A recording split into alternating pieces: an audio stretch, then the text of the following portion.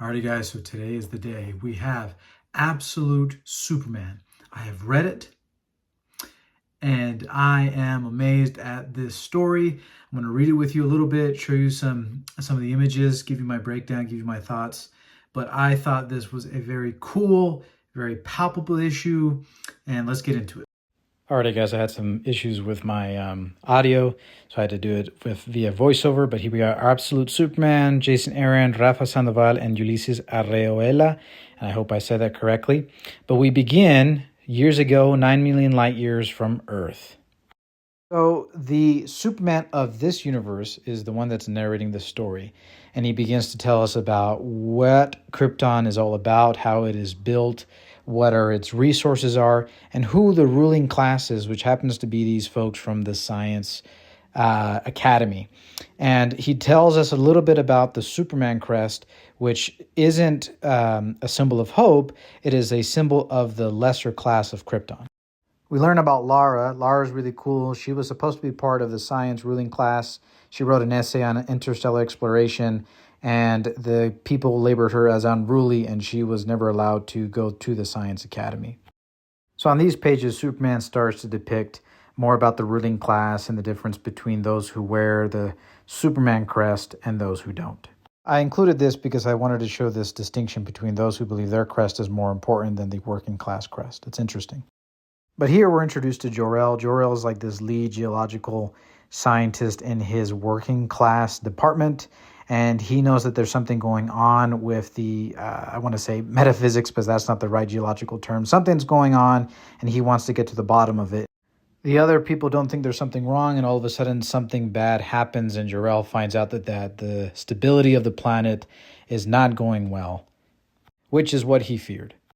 We then jump to today, Brazil, and they are being controlled or forced to work under these folks called the Lazarus Project, and the Peacemakers are kind of the police force of this Lazarus group.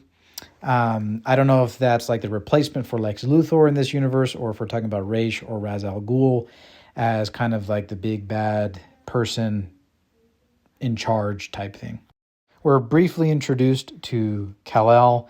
He has this exchange with Joao, and it's a good introduction. Present day, the work is all done, and the Peacemakers are upset because they don't think it should have happened that fast. The action begins. One of my most favorite panels. What I really like about this Kal-El is that he's taken the anger and the fire and the willpower that he's probably carried with him from Krypton to continue to try to help people, protect people, and he's had enough of people in control taking advantage of people, and this is just the world that he's come from. So all this action, this is his reaction to what has been going on since he left Krypton and when he was helping people in Bosnia and now here in Brazil. The story starts to wrap up here, but this is Lois Lane, by the way. Superman has this kind of AI robot that talks to him through his suit, and he has some sort of interesting solar depletion energy, which I don't completely understand yet. And he also doesn't know how to control his powers. And this AI robot soul is trying to remind him about what happened on Krypton and how he needs to stay focused, stay in control. So I don't think Kal-El is the reason something happened to Krypton, but this is very interesting dialogue. Kal-El does happen to lose control, and he kind of obliterates the Peacemakers, and I would assume helps the people escape. But the robot essentially tells him, you must never forget the lesson of Krypton. Some worlds simply cannot be saved, not from themselves. So it's really interesting philosophy here. The story concludes with Superman getting captured. Lois Lane essentially gives him the name Superman. This is where the story culminates. The next issue is Superman versus Lois Lane. Very interesting. And that is how it happened. That is the end of the first issue. And it kind of gives you like this little mid-credits credit type deal. And then it gives you some teasers afterwards, which I think is really cool and important for the story.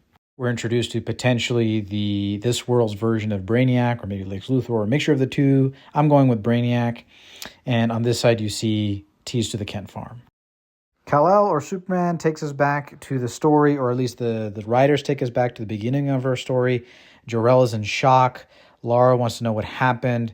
Jor-El wants to protect his family and remember the beauty of Krypton and try to save Krypton and try to save people. But he doesn't want to tell people yet about what he's witnessed. But he's very much concerned about his family. He's concerned about his son. And we're introduced to young Kal-El. And this was a really cool image. There's a really cool shot of a family trying to figure out how they're going to survive the end of the world together. And we'll see how that turns out.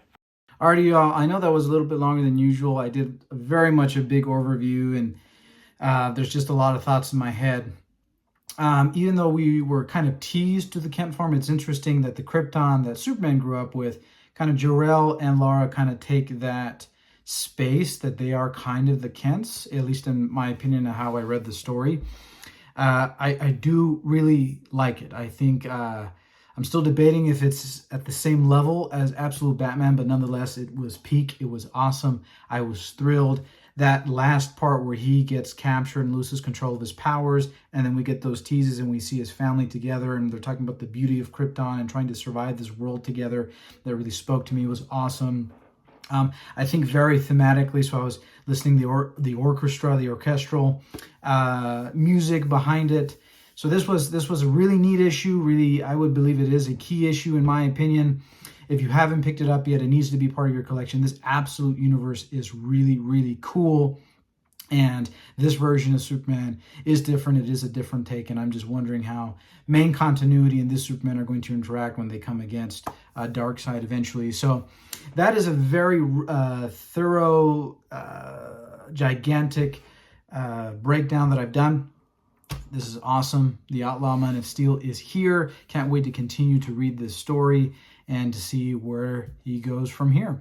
Alrighty, thank you for watching. We'll talk more next time.